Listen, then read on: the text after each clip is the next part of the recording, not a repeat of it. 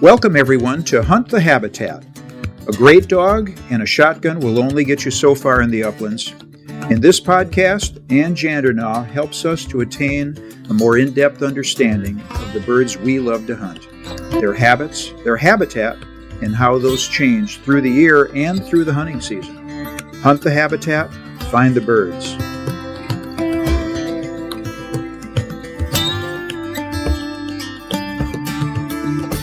Welcome, everybody, to our latest edition of Hunt the Habitat with Ann Jandernaw, brought to you by Scout and Hunt Maps. And Ann, we're all really excited because we're, 6 weeks away from being able to pull a trigger on a bird. If we can fight through the jungle.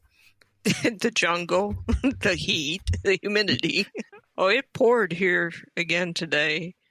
But I don't know, the blackberries, they were loaded, and we should have enough rain here with the heat coming up that it really should develop them pretty good. I tried some today, and they're still not ready. When are those ready? Nice and sweet.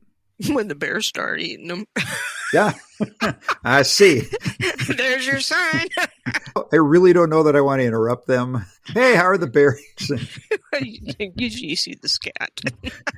I remember one time I wasn't paying attention to what was going on, and I'm going, oh, there's a patch here. There's a patch here. And I'm just busy eating, and all of a sudden I hear, oh. Oh, shit. I backtracked out of their habit. Just eat all you want. Never mind me.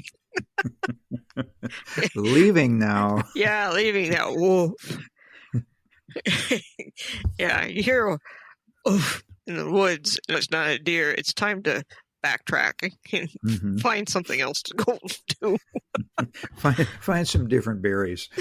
Yeah, he wasn't sharing. Bad bear. What have you been up to? Maps, and more maps and maps. I'm sick of maps right now.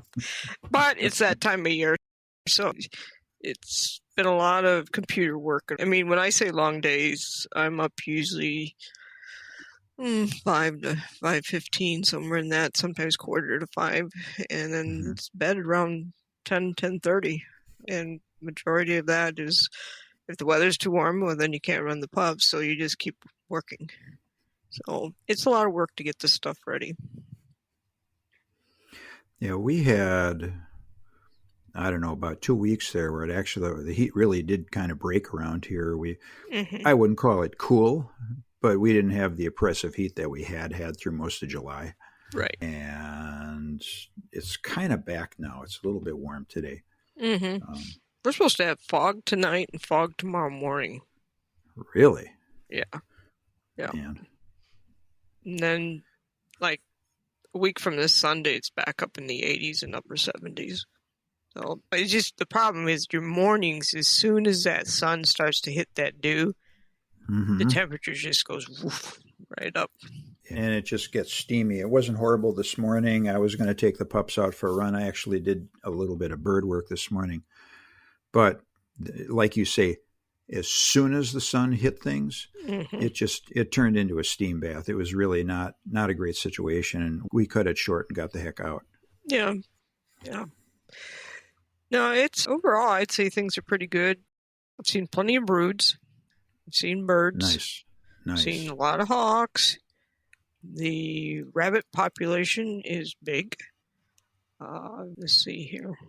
I've heard good reports out west. I haven't heard a bad report anywhere. I do think some areas might be a little spotty. And I don't mean spotty there'll be a fluctuation in what survived from the hatch. But overall, it seems to be looking good. No, we're looking forward to a good year this year. Getting a lot of reports in from different people, but nothing negative. Outstanding. You had something on your mind to talk about today, and we had talked about it a couple of weeks ago, and it was cut regeneration density. And you suggested it, and I did a double take, and I said, huh? So Well, the truth of the part of it is people don't realize that if I don't text Steve something, I'll forget it. I mean, it'll hit me, and it's like, oh, this is a topic, and I text him, and then it's like, he says, okay, you texted me this, and I'm like, I don't remember what I said. Well, that's because you are just a little bit busy. That and sometimes a harebrained. But you went through that a little bit with me, and it's interesting because it ties back to what we talked about maybe a month and a half ago in terms of what you're looking for on the forest floor early in the season, which is where all our brains are right now. So why don't you go into that a little bit? Well, when I'm looking at the maps, and to me, I need to know what years I'm looking at, because then in my mind for these years, I have a visual, so to speak, of what the quality of the woods will be and the consistency of the density of the trees and of what the flora will look like in relationship to that density. So let's back it up and let's start with a 4 or 5 year old cut. No, we're not going to be using it, but those young cuts, they're rough looking. There's a lot of slash on the floor. A lot of sunlight coming in. Either you get the foxtail and the weeds, and you might see some burdock or something like that. And the goldenrod, you'll see that in between. If you take a step or two in there, you're about ready to fall on your face because your foot just snagged at something, that some type of slash that was laying on the ground. So you say, okay, we don't want that one. But then we get up around that 9-year-old, 8 to 9, and depending on how it's been harvested, if they came in and did like a whole tree chipping operation or really worked hard at keeping the floor pretty clean, Michigan does a good job at that. Now, I'm not talking federal, I'm talking state. Their cuts are pretty clean when they get done. So sometimes, at least that's the way it's been in the past, but most of the time you find an exception to that, but a lot of times it's pretty nice looking when they get done with that. So anyways, at about 8 years old, you're starting to get these whips in there, and they're starting to get a little bit like thumb size, somewhere in there, and maybe just a little bit bigger. Depends on your thumb. So, and everyone has probably bigger thumbs than mine, but they're thick together. We joke about them like the hair on the dog's back type thing. But it's starting to form a canopy, threading those leaves together and blocking out the sun and stuff.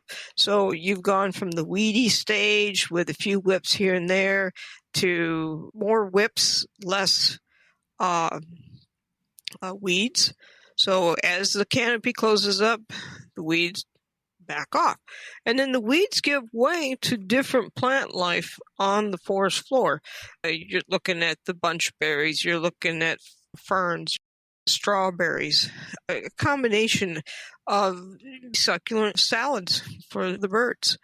And not only that, they've got the canopy. And for the young birds of the year, when you interlace that canopy, it holds the heat in throughout the summertime. So in the early part where they're young, they want to be someplace where it's not going to cool off quick.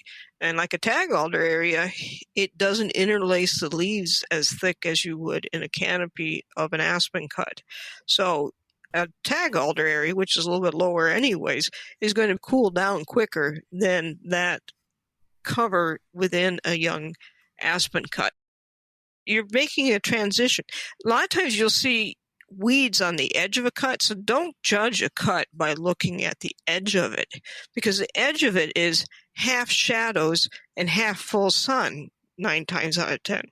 And so you got the weeds, and then you go through that, and then you're into the cut. So you need to go in about 20, 30, 40 feet, somewhere in there, and then you move around in there.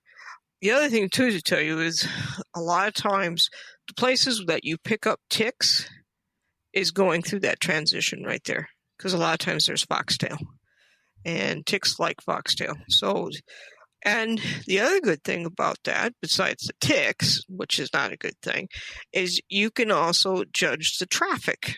many times where people are consistently entering a cut. So at that point, you get the dogs down and you go up there, and it's like, okay, well, there goes the cattle trail to the right.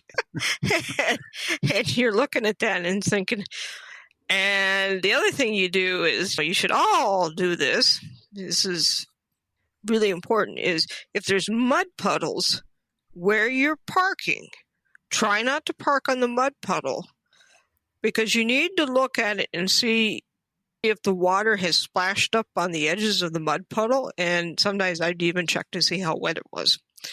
So you're doing some sleuthing, trying to figure out, okay, someone was here 4 or 5 hours ago, 3 hours ago, 2 hours ago, and you're looking for things like that.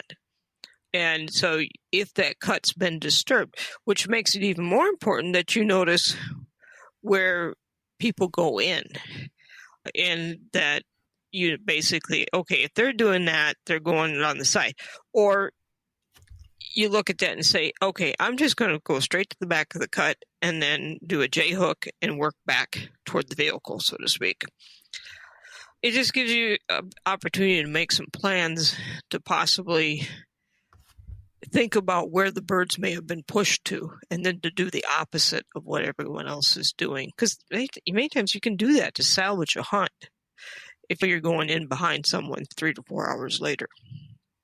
So anyways, you get into this cut. It's now 9 or 10 years old. You're starting to get more consistent, nice floors in the cut and less weeds. And there's a period of time that as those aspen trees start to reach towards the sky, so to speak, you'll start to see a tree here or a tree there start to die off. And they're on the root system, and typically they're farther away from the center of that root system. In the center of the root system, think of it as a spoke, like a wagon wheel, and in the center was the old aspen stump. And then out all around it, you have a root system going out. And these other trees come up on that root system. But when you have a root system go straight out, it's like your arm going out. You basically, your main trees will grow on that because that's the main food source. But then off to the sides, the left and the right, you'll have younger trees coming up as well. So typically some of the first main ones to establish and really get a foothold in that new cut are off the main root that's going off laterally. And then the next ones that come in to help fill in the density are the ones that start to come in on the sides of the main root system. And then it just continues out. And then what happens is the root system of one stump and the root system of another stump, they start to thread together. Unless the soil changes or you have a gravelly area, a compacted area or something like that. And that's how that aspen provides a nice connected canopy to keep young animals and the birds safe. And it holds the heat in, but also prevents all that light from getting in and making it a weedy mess. Because, of course, we're not dealing with pheasants in the aspen cut. We're dealing with the rough grouse, and we're dealing with the woodcock in there. And that's what's important. So you start out with everything being viable. And at 9 to 10, 11, maybe 12, but somewhere usually around 11 or 12, there's a tree here that's about ready to fall over. And then over here, there's one. And you can look at them and you can start to see that they might not be able to push them much, but typically by 14, 15, 16 years of age, there's definitely some trees that have just plain died because the other ones have become dominant. Because if you're on the main root system, you get the most food. Anything off to the side gets less nutrients that are being brought in. Yes, they do send their own taproot down, but in the beginning, they're being fed by the main stump, and the roots coming off of that main stump. There's a time when it's all growing and maturing, and then there's a time where, well, sorry, you didn't grow tall enough, so these other ones around the canopy's getting full, and it's basically closing in over the top of a shorter tree, and that tree ends up dying off. And then usually a lot of times when an area you start losing trees, a lot of times that's when the balsam fir comes in and other trees, and you start getting like a little bit of aspen, but then you'll start to getting patches of conifer really starting to take hold. That happen a lot of times from about 12 years of age on up. So knowing the aspen harvest dates or the approximate date of that range gives you an idea, if you can think about the progressional stage of development and how it affects the forest floor and how it helps at certain times of the year. So, of course, young chicks need a really nice canopy. So we're talking about that younger stage. And it's that younger stage that we're looking at about 9. 9's going to have if you think about it, depending on certain areas, everyone's a little bit different. And sand can be a little bit different versus clay versus a gravel type soil because of the drainage differences.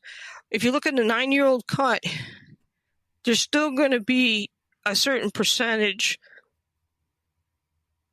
let's say maybe 40 to 50% or less, that's still a little bit trashy. Then you get to about 10 and you're going through it, you're not tripping around quite as much. Then you hit that 11 to 12 and you start getting some logs with a little bit of moss on it and a little bit of tops, but hardly anything anymore. And then as you continue on, there's less trash on the floor because it decays. And what speeds up the decaying in those aspen stands is that interlaced canopy early on because it forms a hothouse. It's humid.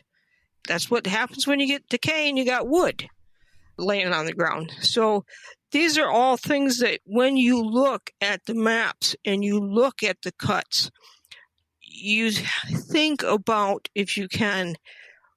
And then every area is different. Every place, someone in Lower Michigan is going to hunt things a little different than someone up in Dickinson County, up in the UP, or someone in PA.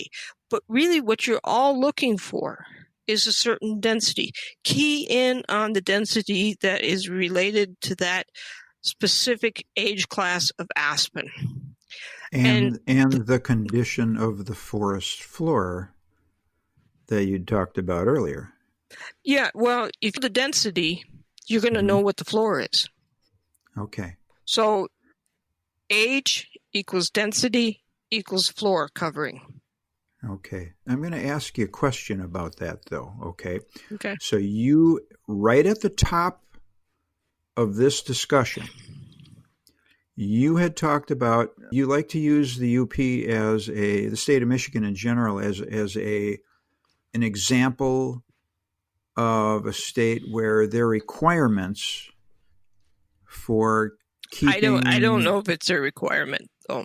Okay. And that's what I was going to ask, because you said there's a pattern up there where the cuts are a little less trashy. Mm-hmm. This is kind of going back to your lumbering days.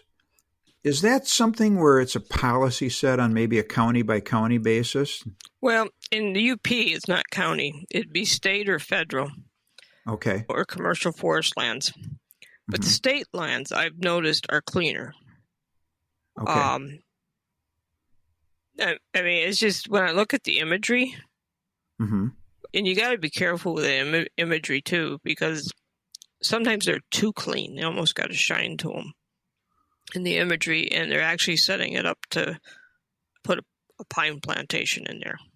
And you won't see that green from that pine plantation for quite a few years. Sure. Yeah, because they'll spray it and herbicide it, but it'll have a greenish yellow tint when they're going to do that, when they've herbicided it. I think part of it is, at the time you had Quinnipiac, which you still have Quinnipiac.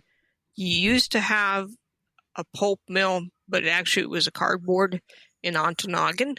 And you have I don't know, at my time it's called Mead, but I think it went to Mead Westvaco, and I don't know what it's called now, out of Escanaba. And you had a humongous pulp market there. So every piece was getting taken down to like 4 inches, roughly. And as your markets get worse, it's harder to move the small stuff a lot of times. Okay. So right now we're in a really bad market as far as forestry goes. Well, where I'm going with this is if I find that I'm going to pick on my home state of Wisconsin, if I am in, let's say, Price County, Wisconsin, okay, and I'm finding that the cuts I'm looking at 11 years old have the kind of floor I'm looking for early season. Mm-hmm. Is it fair to say that the lumbering policies and the trashiness or not trashiness of a given cut in that local area are probably going to be pretty similar? So that if I go to Florence County or if I go to Dickinson up in the UP, it may be different, but the local cuts are probably going to be fairly consistent because the policies are probably going to be similar, or am I just taking that too far? You're taking it too far. Okay. Because it's the soil. I mean, every logger is going to try to maximize his return on logging and the tops and everything. Mm-hmm. And now what happens, they have the Ponzi's and they have a 30-foot reach off of each side. So you have these 30-foot, take the trees out, bring it into the center, bucket, and then put it in piles, and then run over the trash. It's like a windrow of trash and a windrow that's nice. Okay, that's what's happening there. And so you got 30-foot, nice, a little bit narrower, not as nice because they ran it over, which helps break a lot of it up. And then so what will happen is there's certain stages of the cut that you can almost see that it's usually regenerates okay and eventually evens out, but you can see sometimes a little bit of a difference. But as far as like Price County versus over in the Marionette area and over in there, that's two different worlds. Price County's got more clay soil, and over in those Marionette areas over there are more sandy soils. Yeah, that's sandy. You're right. And then you go to like a loam farther north, and you get into clay and gravel, and like there's areas in Minnesota, it's an unbelievable amount of hazelbrush, and having some shrub component in there is not a problem. It's just these huge, massive walls of hazelbrush. There's not a lot of food underneath there because it's like having just this dense wheat. If you've ever tried to walk through a hazelbrush patch, a really bad one, the shorter you are, the better off it is. And I'm short, so I remember one time I didn't think about my customers.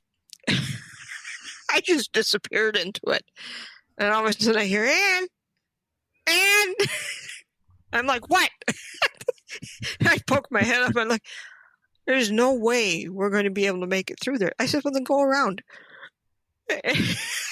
I said, I might find a bird. He goes, I thought that was what the dog's for. The dog's working over here, but I'm coming through here too. So heads up, something might happen. I'm in the hazelbrush patch and the dog's in the hazelbrush patch. Now, were you a flusher or a pointer is my question. Well, I just sort of ran him in that. And the birds ran it. And one of the guys, we did a couple times. I'd send the guys ahead and I'd say, well, it's thick here and it's more than a dog can cover. But I was short enough I could get underneath everything and just weasel through that hazelbrush patch. We did kick out birds periodically, but it was always funny. And then one guy said, can we do that again? I said, no, I've had enough of that getting whacked by hazelbrush. Maybe this is the place for a quick review. Again, a couple of months ago, we covered this in pretty good detail. All right. But you talked about early season, how important the condition of the floor was. We contrasted late season shrub components more important. Earlier in the season, forest floor is more important. Right. Because now you've got to be thinking right now, where was the brood range? Right. And Where did the mom? they haven't left that place yet. No, they haven't. And one of the indicators, okay, that you can look at is when you find a spot. I always called it when the birds roll. And I know that sounds contradictory. These young ones go up, they come back down. They go up, they come back down. They're not flying out. They're doing just enough to get about 3/4 of shotgun ahead of you. And then it's like they don't know what to do. You're in an area that no one has messed with those birds. And the predators have not messed with those birds either. Because they're not afraid of anything. It's not as bad as up in Canada where they stand up on the tree limb and look at you like and stretch their neck. It's like, can you see me now? And the dog's like, now what am I supposed to do with this? Yeah, right. But they're not educated. So you think about that, and you think about areas like that where you find that, and then sometimes those type of places, and that, at least for me, is I'd back out of them. If I didn't have clients, I'd just back out, be quiet, and save it for later. Tallying it up in my head, I know there's about X number of birds over in that area. And instead of stirring them up. And a lot of times it's people that have a young pup use the older dog to really find the birds and let you, okay, there's some birds over here. And whether or not it's in a covey or if it's a few singles and things like that. Really young puppies, if you think about it, they're used to having one bird at a time. You're not doing multiples. So if you have a pup and 6 or 7 birds get up, it's sensory overload, really, for that young pup. A lot of people think, oh, that's great. Yeah. And all the training just goes off the tracks for a while because you got to get that pup calmed down and refocused. And I've always gone that if the pup does great on the one and everything's good, but there's other birds ahead and it's a little bit ramped up, I just turn around, go back and said, hey, we accomplished what we needed with that one bird. And that's a 7-month to 8-month-old pup, something like that. And so I'll go out and find a couple more singles. And then eventually I try to add in where I can put my birds closer together in contacts and then work up to multiples.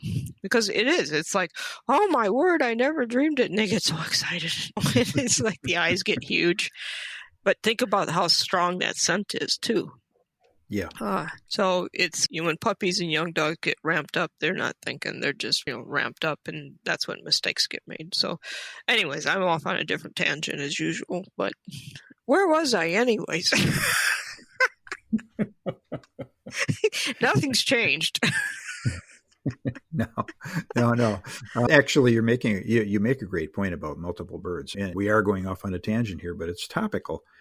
And you and I have discussed this. That's what I'm working on with my dogs right now. And my dogs have seen lots and lots of birds, but training for those multiples is kind of interesting. It's fun. And it kind of is, because working on that accomplishes an awful lot of things. Makes them steady to flush, makes them steady to shot. So, for instance, what I did this morning was I took 2 pigeons and 2 launchers, put them right next to each other, had the dog establish point, and brought the dog in. The dogs, they pointed maybe 20 yards away, okay? And I'll have them, they're dragging a short check cord, maybe 5 feet long, and I'll stand on the check cord and launch the first bird, take a blank pistol, shoot, and not let the dog break. And then suddenly they realize, whoa, there's more scent here. Mm-hmm.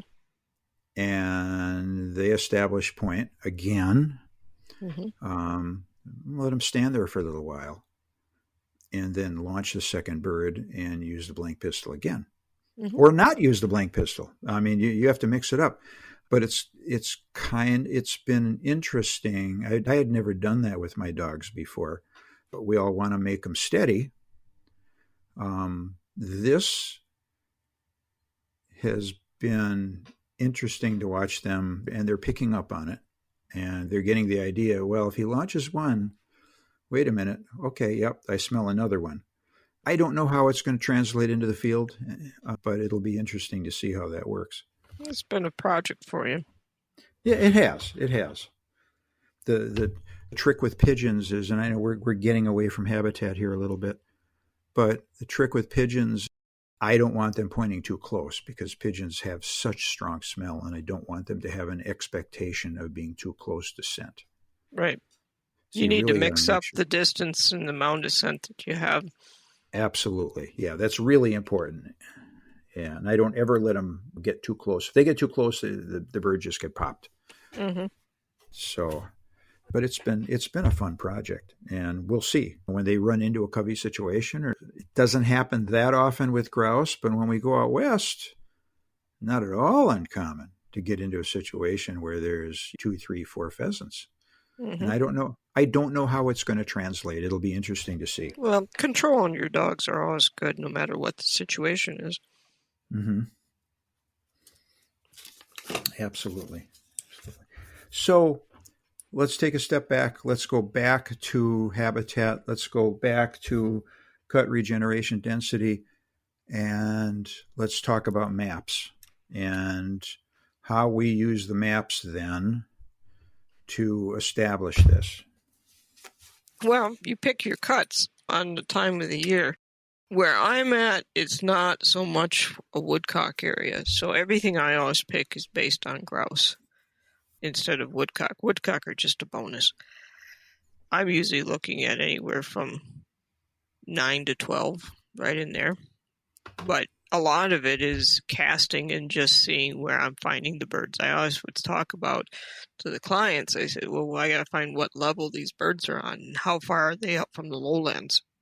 And so if you're on the east side of where the sun's hitting first, they might be up a little bit higher or lower or so whatever, but you want to find where that scent is in elevation. In the elevation, I'm not talking anything steep, but there could be 2 to 3 feet of differences of elevation. But you also got in relationship to the transitions, the transition of hardwoods to aspen, or aspen to tag alder, or aspen to conifer, and so forth. And is there a patch of cover in the middle, or is there a drainage system that a lot of times they'll work up along that edge of that drainage system? Everyone has a different way of hunting, and I get that. But I'll tell you, for me, where the dog picks up the scent, how the dog is reacting to the scent, where's the head? Is it up? Is it down? You'll see them swing their noses across an area or swing it up.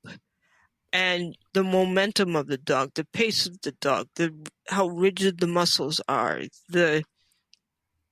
almost the attitude that there's nothing else out there except for that dog is acting like he's so lasered in, focused on something. And being able to see that allows me to position myself to where I want to be. And I'm always working not too far behind the dog, but I'm watching how he's drifting or how he's casting out and coming back into an area. It's like, oh, I got a whiff of something. And he'll go forward a little bit, and if he loses the scent, then all of a sudden the dog might circle back around in the cast and then try to reacquire it. So you look at where they first acquired the scent, and then look at how far the next scent is, and you can tell if that bird's actually running from you, what direction it's trying to move away from you. And the greater the distance means the more edgy that bird is. So if the dog's birdie in one area and it takes a little ways, like 75, 100 feet or more, he's starting to move. And then the next one might be a little bit farther, and look at the tracking angle that bird's, because what that bird is going to tell you, and let's just say you don't get a shot at the bird, but it tells you the pattern, and you learn from every one of those patterns. When you encounter a bird and you're able to watch your dog work that bird, you learn what those birds are tracking, how they're tracking, the time between the pauses, the time between first initial contact, bird moves, then stops again, bird moves, then stops again, and the speed, the distance, and what the cover is. You can learn from these birds what the cover is they're seeking, but also the pace that they're putting into moving out, which tells you, am I dealing with an older bird? Am I dealing with an educated bird? Or am I dealing with a bird of the year that's 15 feet off the front of the dog's nose, like a New England painting? And so seeing that, I mean, I can recall one time my LHU pointer Bean, and I had another dog that would do this as well, that later on I sold him. I can remember both of those dogs, if the bird walked the log, because it would cast its nose and go down the edge of the log and then jump on the other side of the log. The dog would. That's exactly what the bird just did. And then stop, and then they'd go and they'd start casting and circling to pick up the next scent. And it was really amazing to watch how they used their noses to locate it, and especially if the leaves are dry, or because then the woods are really loud. I find scent in dogs fascinating and how they're working it. You made an interesting observation very early in what you just talked about, and that is that you can learn a lot not by where the dog points the bird, but where the dog first acquired the scent. Mm-hmm. Mm-hmm. Yeah, and one of the things that people, if you want your dogs to give you a heads up, for me, I was coming from a guiding background. So some nights I had 2 or 3 guys. Most of the time it was only 2 or 1. But let's just say I had 2. And I taught my dogs to stop on first scent. Because I'd see them go and they'd do a double back. Boom, we stop. I'd get my clients set up. Okay, we have contact with scent here. Let's let the dog work and get ahead. And I don't want you to get ahead yet of the dog. And the dog's going to cast back and forth, but something's going to happen. And 95% of the time, it was the first telltale sign of that I had a bird in the area. And 2, we could see how the dog was drifting as to what the bird was drifting to, heading to certain cover. So like many times I tell them, okay, and my guy on the right-hand side, and maybe the tag alders were out down there, the conifers, okay, I need to move you up a little bit so that you're at a good sharp 45. I'm going to come in a little bit behind. The other guy's going to flank at about almost just a hair above, a little farther behind ahead of the dog's nose, but maybe not quite as sharp. So my guy in the lower end would be just pushing a little bit ahead. What he's trying to do is cut the bird off from dropping down in the swamp at the time. Okay. And I would also be there to sort of block it between the dog and that guy just in the back. So there was like a slight wall, dog, me, and gentleman just a little bit ahead of me to my right. And then the other guy was somewhere like in between the distance of the dog and the first guy, but on the left. And so we'd flank it. And it worked really well. And then as soon as I would say point, everyone stop. And I would head back toward the dog a little bit, because typically when there was going to be shooting, I would be back by the dog. And that's safer. It's safer. Yeah. Yeah.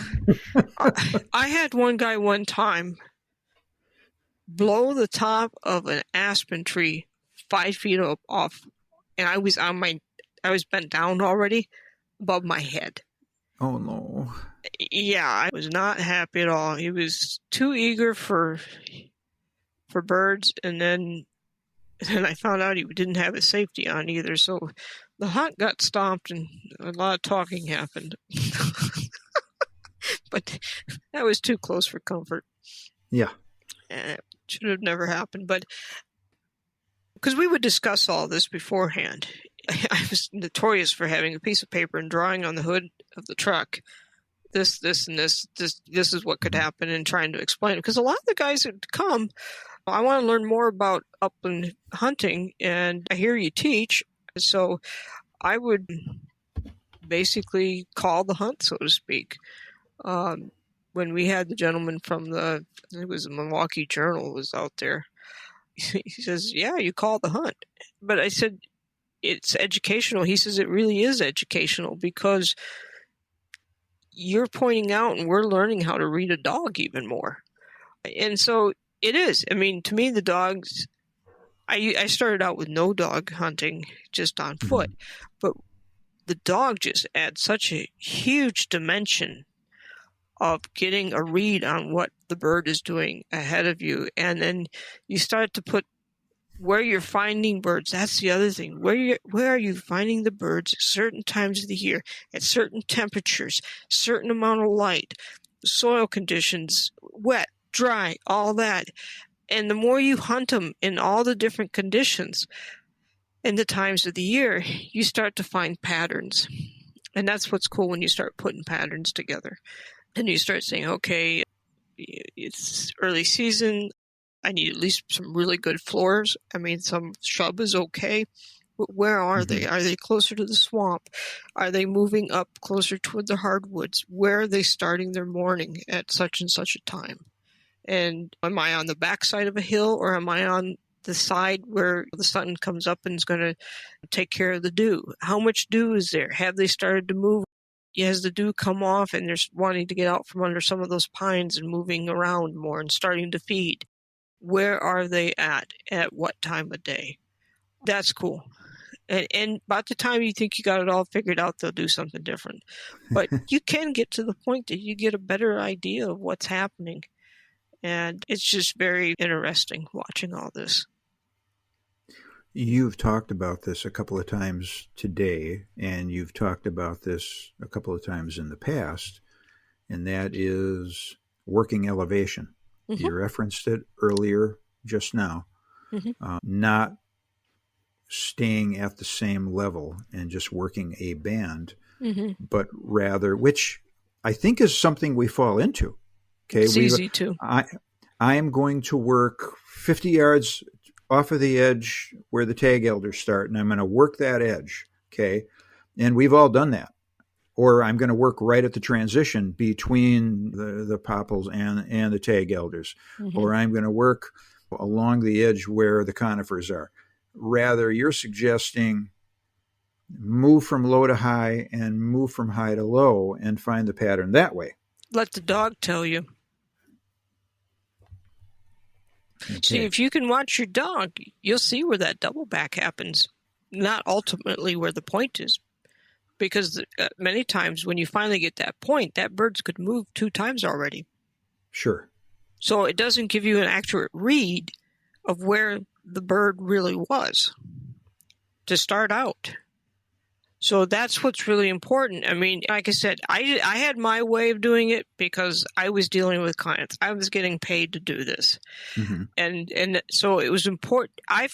Anything that I could use to help me determine where to be when was extremely important to me. And it would help the clients. And not every day was perfect, but it's just important to find the birds and to figure out where they are instead of all of a sudden you go in and you just push them into the swamp. So I just like to see where is the dog picking up scent. And the distance, like I said, distance between, a lot of times you'd have the initial, okay, I've got scent, where they do a double back. They're casting, all of a sudden they stop, double back around, work a little area. And that's where I would stop my dogs. And they learned to stop on first scent. And then I'd group, look at the area, and then release the dog, and then watch the dog go and reacquire everything. And the other thing that does is it gives a pause and it takes the pressure off the birds. And you're not constantly pushing them because you stopped everything for a little bit. And so that bird's like, oh, are they coming or aren't they? Take a breath. Yeah. And so they pause. And what's that do to help you? Every time that bird moves, you're losing scent. You got the best scent when you initially get the paws. So the longer they can stay put in one spot, the better you're giving that dog more scent to work off of, especially a young dog. Because you're asking them to go after every time that bird relocates. You're asking that dog to work less scent till there's no scent at all. And there has been times I've seen it go to no scent, and it's like the bird just evaporated, so to speak. But there wasn't anything left because they lose their scent very quickly. They don't have a lot of oil in their feathers to hold the scent and to attach to that scent. And the more they move, the more they're going maybe up against other vegetation. And if the vegetation has to be slightly wet, that's wiping even that much more scent out. It's just, you got to think of those things. Think of it this way.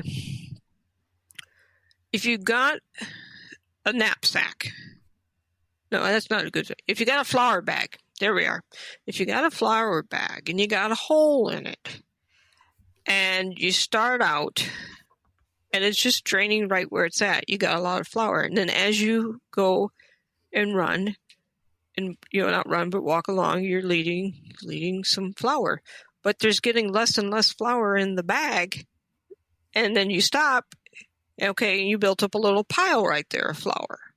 And then, okay, we're going to go a little farther with the flour bag, but there's less flour. And eventually you get to each stop has less scent, and each distance between each stop eventually will have no scent because the flour ran out.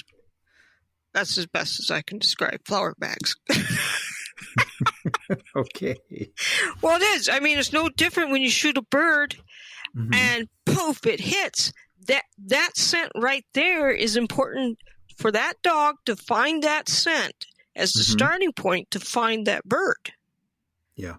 You got to find. That's tough for the dog because that bird is now air washed.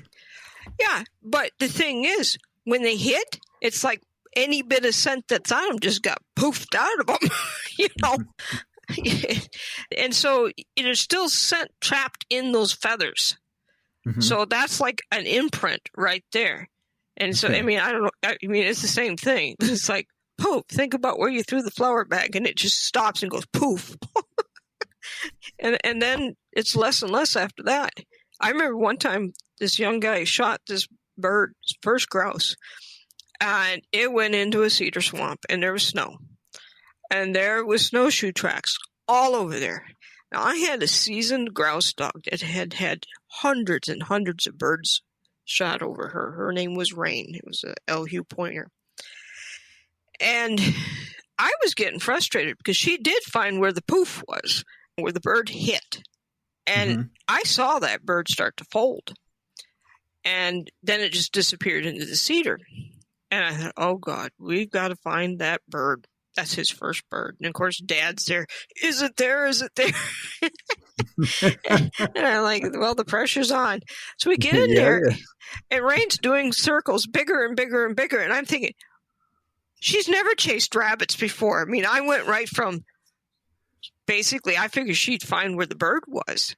And I went right to, oh, my God, my dog is chasing rabbits. She wasn't. She was doing circles. And then she came up. And I kept bringing her back to the initial place, and she'd come back, she'd sniff and start the circles again. Well, it wasn't rabbits. And then she came up and went about 10 feet away from me, stuffed her head in the hole and pulled out the bird. That was a cool story because that kid was so excited because that was his first grouse, and he came out with grinning, and Dad was grinning and thumbs up to me, and I'm thinking, oh, thank God. Your thumbs up to Rain. Yeah, thumbs up to Rain. And he was, and we go through the pictures and all that. Dad, dog, son, bird, guns, lighting. Did you get the pictures? You have to understand what the dog is going through. Then you're reading what's happening with the bird as well. All right. Well, somebody had an editorial comment. I guess she approved. That's the puppy. Uh-huh.